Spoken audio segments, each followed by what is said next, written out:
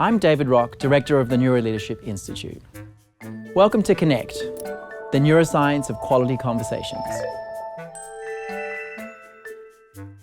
Our goal is to help you improve the impact of both everyday and planned interactions. In the first video, we talked about the importance of understanding how threat works in the brain and how scarf threats can co-opt conversations.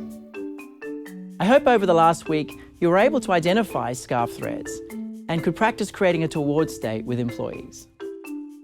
Today, we're going to explore the second area of research called insight. Although insight is an ordinary word, having an insight is far from ordinary. In fact, research shows that having an insight or an aha moment has a significant effect on the brain and is central to growing and learning. But what is an insight?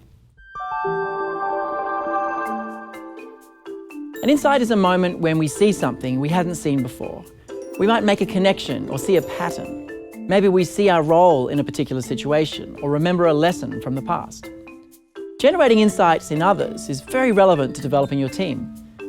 It's through insights we're best able to solve issues that might be personal, emotional, or complex.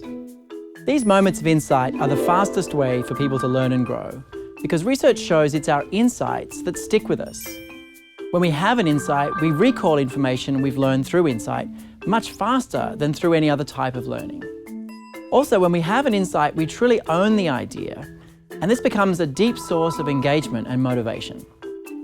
Insights have such an impact on our thinking, they can become guiding principles that can be applied to many situations.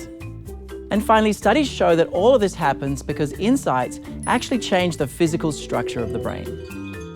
That being said, it can be hard to give someone an insight, but as a manager or supervisor, you can set the stage for an insight to occur. How do you do this? By helping people think better, rather than just telling people what to do. This starts with asking more questions, though not just any type of question, but questions that help people reflect on their thinking about the way forward.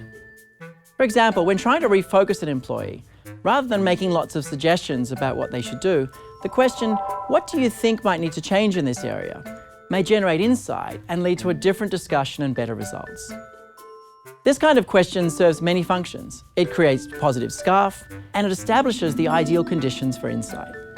As a manager or supervisor, you have more influence than you might realize on how your people learn, grow, and achieve.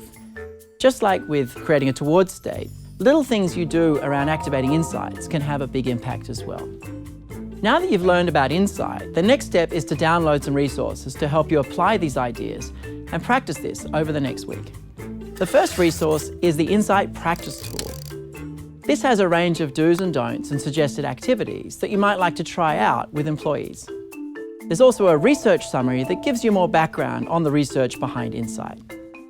Remember, being able to help people generate insights is a powerful tool to help you and your team learn, grow, and achieve.